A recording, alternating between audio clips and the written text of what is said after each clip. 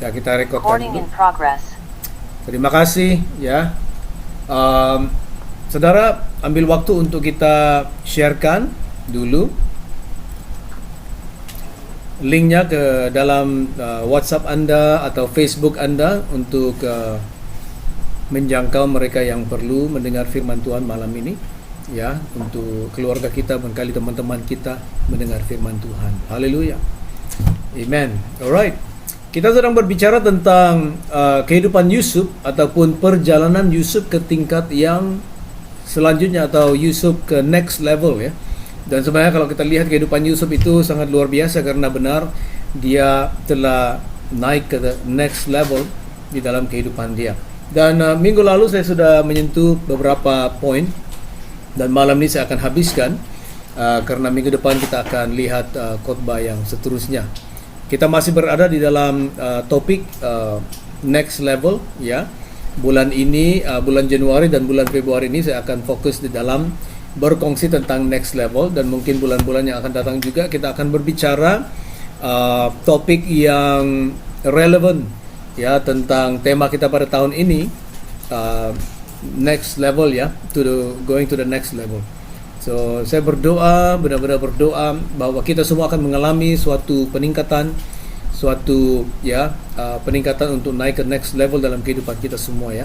Saudara, saya mau juga Anda berdoa dan Anda berseru kepada Tuhan to cry out to the Lord, God, make me to go up to the next level. Dan juga saya mau Anda merindukan mengatakan, Tuhan, saya benar-benar ingin untuk naik ke next level. Alright. Haleluya. Alright. Ya. So minggu lalu saya sentuh topik yang poin, beberapa poin. Yang pertama, Yusuf itu dari cerita kehidupan Yusuf dari Kejadian 37 sehingga Kejadian 50 ya. Genesis 37 to Genesis 50. Sangat panjang, luar biasa cerita Yusuf ini. Tapi di dalam Kejadian 37 kita melihat bahwa Yusuf itu dia bermula dengan mimpi. Tuhan memberikan dia dua mimpi. Kenapa dia diberikan dua mimpi? Karena mimpi itu adalah wahyu ataupun prophecy, is a prophetic dream. Apa yang Tuhan mau lakukan dalam kehidupan Yusuf. Ia menetapkan dia di masa depan bahwa Yusuf akan menjadi penyelamat. Penyelamat keluarganya, penyelamat ahli keluarganya, dan juga di Mesir mengalami suatu keselamatan yang luar biasa. Ya, karena ada kebuluran yang datang selepas 7 tahun berkat kemakmuran, dan 7 tahun kebuluran akan datang. Jadi Tuhan mempersiapkan Yusuf, itulah dia mengalami suatu perjalanan hidup dia di mana kita boleh mengambil sebagai suatu pelajaran. Dalam kehidupan kita melihat suatu pola ataupun pattern di dalam kehidupan Yusuf, di dalam perjalanan hidup kita untuk ke next level. Dan saya percaya setiap apa yang Yusuf alami itu juga kita akan alami dalam kehidupan kita, saudara-saudara. Jadi dalam poin pertama minggu lalu saya kongsikan bahwa Yusuf itu adalah anak dikasihi. He was a beloved son. Dan dia memiliki mimpi. Dia bermula di situ ya. Dan saya mau dorong kita malam ini supaya kita jangan lupa bahwa kita semua adalah anak-anak Tuhan yang dikasihi Tuhan, dan Tuhan ada mimpi bagi kita. Ya, maksudnya Tuhan ada tujuan, Tuhan ada visi, Tuhan ada purpose ya dalam kehidupan kita. God has a dream for you, God has a purpose in your life. Dan disitulah bermulanya perjalanan Yusuf dalam kehidupan dia. Haleluya. Yang kedua, minggu lalu saya berkongsi tentang Yusuf mengalami pengkhianatan. Dia dikhianati dan juga dijual di Mesir menjadi hamba. Ya, ini perjalanan hidup kita. Kita juga mengalami pengkhianatan dalam kehidupan kita. Orang mengambil kesempatan dalam kehidupan kita. Ya, sesuatu yang sangat-sangat menyakitkan hati kita. Dan banyak orang sebenarnya mengalami ini dalam kehidupan mereka. Tetapi masalahnya banyak orang dia tinggal di situ. Banyak orang dia tidak melepaskan dirinya. Dia menyimpan di dalam hatinya, dan itu menjadi suatu belenggu dalam kehidupan dia. It become a setback, ya, menjadi satu setback dan juga belenggu dalam hidup dia. Ya, kita akan dikhianati, kita akan dijual. Banyak orang akan mereka cerita tentang kehidupan kita, saudara-saudara. Tapi kita harus ingat, karena Tuhan ada rencana dalam kehidupan kita. Tuhan memiliki visi dalam kehidupan kita. Itulah sebabnya kita mengalami hal-hal seperti ini. Dan kita tidak perlu tinggal di tempat itu. Kita harus berganjak. Kita harus percaya Tuhan, saudara-saudara, untuk kehendak Tuhan terjadi di dalam kehidupan kita. Yang ketiga, saya kongsikan minggu lalu bahwa Yusuf menjadi hamba di dalam rumah Potifar. Setelah Yusuf dijual di Mesir, Potifar, seorang yang kepala pembesar ya di dalam rumah Fir'aun, kerajaan Fir'aun di Mesir, Potifar membeli Yusuf. Dan Potifar membawa Yusuf ke dalam rumahnya untuk menjadi hamba di dalam rumah Potifar. Tapi kalau kita lihat dalam Kejadian 39 ayat 2 katanya Allah menyertai Yusuf, ya, luar biasa. Dan segala yang Yusuf lakukan, segala yang dia sentuh diberkati Tuhan, sehingga Potifar melihat itu. Potifar notice that, melihat itu, dan dia sadar bahwa Allahnya Yusuf itu memberkati dan menyertai dia. Luar biasa. Kalau Tuhan itu menyertai kita, Tuhan itu bersama dengan kita, saudara-saudara, apa yang kita sentuh semuanya akan diberkati dan akan menjadi makmur. Dan minggu lalu saya berhenti di poin ini, nomor 4, bahwa Yusuf mengalami pertuduhan dan dilemparkan ke dalam penjara. Apa yang terjadi dalam Kejadian 39 ayat 7 hingga ayat 20, ceritanya bahwa istrinya Potifar jatuh hati kepada Yusuf dan dia sebenarnya menggoda Yusuf untuk meniduri dia. Tetapi Yusuf menolak karena katanya, saya tidak boleh berdosa akan engkau, saya tidak boleh berdosa akan tuanku Potifar, dan saya tidak boleh berdosa akan Tuhan. Yusuf seorang yang beriman, orang yang setia kepada Tuhan, orang yang hormat Tuhan. Jadi Yusuf menolak. Suatu hari istri Potifar memaksa dia, menarik dia, lalu Yusuf lari meninggalkan jubahnya di kamarnya istri Potifar, dan istri Potifar itu membawa jubah Yusuf, memperlihatkan kepada Potifar, katanya, lihatlah hamba yang engkau bawa itu, dia mau memperkosa aku, katanya. Jadi karena itu Potifar marah dan melemparkan Yusuf ke dalam penjara. Wah, ini pengalaman hidup. Kita melihat bagaimana Yusuf bersusah-susah mengalami hal ini, dijual, dikhianati oleh saudara-saudaranya, dijual di Mesir, dibeli di Mesir, menjadi hamba di rumah Potifar, dan sekarang dia dituduh untuk memperkosa istri Potifar, dan sekarang dia berada di dalam penjara. What a journey, what a journey. Saudara, kadang-kadang ini terjadi dalam kehidupan kita. Tapi kita harus ingat dan sadar bahwa Allah menyertai kita, dan segala sesuatu yang terjadi dalam kehidupan kita, saudara, berada di dalam rencana Tuhan. Berada dalam rencana Tuhan. Right? Everything works for good to those who love God. Haleluya. Nah, malam ini saya mau teruskan di dalam poin saya yang kelima, di mana Yusuf berada di dalam penjara.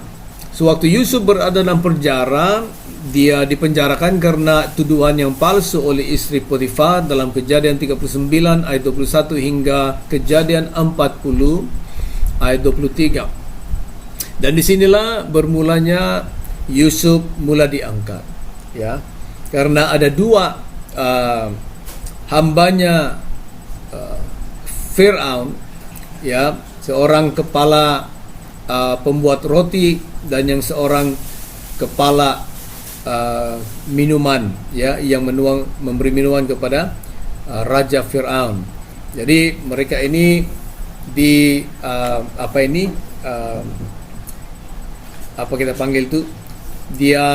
mereka adalah orang-orang yang tersangka untuk membunuh Raja Fir'aun. Jadi mereka dimasukkan ke dalam penjara karena mereka belum habis mereka punya investigation, ya. Mereka menunggu untuk mereka punya investigation, mereka diselidik, periksa mana satu yang mau membunuh Firaun. Jadi sewaktu mereka di dalam penjara bersama dengan Yusuf dalam penjara, mereka bermimpi.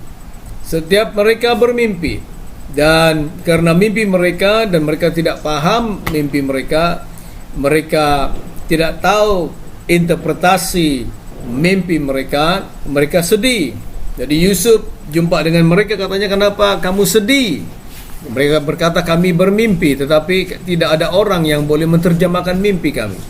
Yusuf berkata, "Terjemahan itu milik Tuhan." Jadi Yusuf menerjemahkan mimpi mereka, dan terjemahan Yusuf itu sangat akurat ataupun sangat tepat. Kepala minuman dia dipulihkan ke pekerjaannya, dan kepala pembuat roti digantung, dihukum mati, karena dialah yang sebenarnya orang yang tersangka yang ingin membunuh Raja Fir'aun. Tapi Yusuf berkata kepada orang yang kepala minuman itu, katanya, "Kalau kamu sudah dipulihkan, kamu berdiri di hadapan Fir'aun, jangan lupa saya, sebutlah nama saya supaya saya akan dikeluarkan dari penjara ini." Tapi ternyata Yusuf mengalami kekecewaan lagi karena kepala minuman itu lupa akan Yusuf. Dia lupa 2 tahun. Jadi Yusuf tinggal lagi 2 tahun di dalam penjara. Luar biasa. Perjalanan Yusuf yang banyak cabaran, banyak ujian. Tapi Yusuf tetap berada di situ. Suatu hari di dalam Kejadian 41, apa yang terjadi? Yusuf menterjemah mimpi Fir'aun. Kenapa? Karena si kepala kepala minuman itu sudah dipulihkan di depan Fir'aun, menuang minuman di dalam Fir'aun. Fir'aun mimpi lagi 2 mimpi. Yusuf ada 2 mimpi. Fir'aun ada 2 mimpi. Jadi dia menterjemahkan mimpi Fir'aun, karena katanya tidak ada orang yang boleh menterjemahkan mimpi saya. Lalu si kepala minuman itu teringat bahwa ada Yusuf yang pernah menterjemah mimpinya. Jadi si kepala minuman itu memberitahu Fir'aun, katanya, "Oh, saya ada buat kesilapan, saya lupa bahwa di dalam penjara itu ada satu orang bernama Yusuf dan dia adalah orang yang boleh menterjemah mimpi." Jadi Fir'aun memanggil Yusuf segera untuk dihadapkan kepadanya, dan Yusuf menterjemahkan mimpi Fir'aun. Luar biasa ya, the journey. Kalau kita lihat perjalanan Yusuf itu, dia pun tidak tahu, tetapi Allah telah memimpin dia dalam perjalanan yang luar biasa ini, saudara-saudara. Jadi Yusuf menerjemahkan mimpi kepada Fir'aun, ya, dan Yusuf berkata kepada Fir'aun, 7 tahun ada berkat kemakmuran, dan selepas itu 7 tahun ada kebuluran yang sangat dahsyat. Jadi Yusuf berkata kepada Fir'aun, "Carilah orang dalam kerajaanmu yang mampu menguruskan hal ini." Tapi Fir'aun berkata, katanya, "Susah mencari orang seperti ini. Engkaulah yang akan menguruskan kerajaanku." Jadi di situ Yusuf diangkat oleh Fir'aun. Yusuf menjadi orang yang luar biasa di Mesir. Tidak ada orang yang boleh angkat kaki, yang boleh mengangkat tangannya tanpa izinnya Yusuf. Luar biasa. That is the next level. Itu adalah ke tingkat yang selanjutnya. Saudara, kita ingat kehidupan Yusuf. Dia dari mendapat mimpi, saudara-saudaranya tidak percaya akan dia, dijual, dibenci semuanya. Tapi akhirnya apa yang direncanakan Tuhan dalam kehidupan dia terjadi. Karena Yusuf dia terus berjalan, Allah menyertai dia. Dia tetap hidup di dalam integritas hatinya karena dia takut akan Tuhan. Saudara, dalam hidup ini akan terjadi. Segala sesuatu Tuhan merencanakan dalam hidup kita. Ada mimpi Tuhan bagi kita, ada rencana Tuhan di dalam kehidupan Anda. There is a purpose and a will of God in your life. Terutamanya orang-orang muda. Saya mau berbicara kepada orang-orang muda. Tuhan memiliki rencana yang luar biasa dalam kehidupan Anda. Anda harus memberikan hidup Anda kepada Tuhan. supaya Tuhan akan bimbing Anda berjalan terus menuju kepada panggilan Anda dan akan mengabulkan apa yang Dia rencanakan dalam kehidupan Anda. Saudara, ambillah kehidupan Yusuf ini sebagai suatu pola ya, atau pattern dalam kehidupan kita. Haleluya saudara. Kita berdoa supaya Tuhan tolong kita. Kita jangan buang waktu. Hari ini tanggal 2 Februari. Bulan Januari sudah selesai. Maksudnya kita tidak boleh buang waktu. Carilah Tuhan selagi waktu masih ada. Sewaktu kita masih sehat, sewaktu kita masih ada kemampuan. Carilah Tuhan. Carilah gereja. Bacalah firman Tuhan. Berdoalah. Hiduplah setia kepada Tuhan. Jangan lagi bermain-main dengan dunia. Jangan lagi bermain-main dengan dosa. Hiduplah setia kepada Tuhan, supaya Tuhan akan memberkati kehidupan kita. Haleluya. Amin saudara. Ya. Malam ini saya akan pendekkan saja. Saya pikir message-nya sangat jelas. Di dalam kehidupan Yusuf, perjalanan kehidupan Yusuf, kita melihat bagaimana Tuhan mengangkat Yusuf ke next level. Saudara, saya doa untuk kita semua dan juga diri saya juga sendiri, supaya kita akan bangkit ke next level. Go up to the next level di dalam kehidupan Anda saudara-saudara. Amin. Ya, saya tinggalkan firman Tuhan kepada Anda malam ini. Mari kita berdoa. Terima kasih Bapa di surga. Firman Tuhan. Terima kasih karena Tuhan Engkau memiliki visi, mimpi, impian, rencana, tujuan dalam kehidupan kami.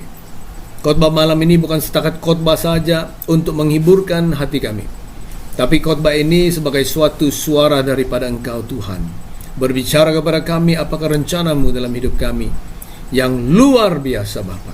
Kami mau mengejar rencana Tuhan. Kami mau melihat rencana Tuhan dalam hidup kami akan dikabulkan.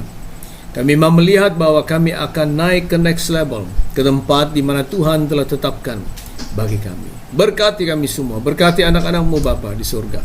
Terima kasih, biar kami ingat firman Tuhan ini. Haleluya. Terima kasih untuk malam ini. Dalam nama Yesus kami berdoa. Amin dan amin. Tuhan berkati saudara, sharekan video ini kepada teman-teman Anda, supaya mereka juga akan melihat bagaimana Allah mempunyai mimpi bagi mereka dan biar mereka mencapainya. Amin. Shalom dan Tuhan berkati.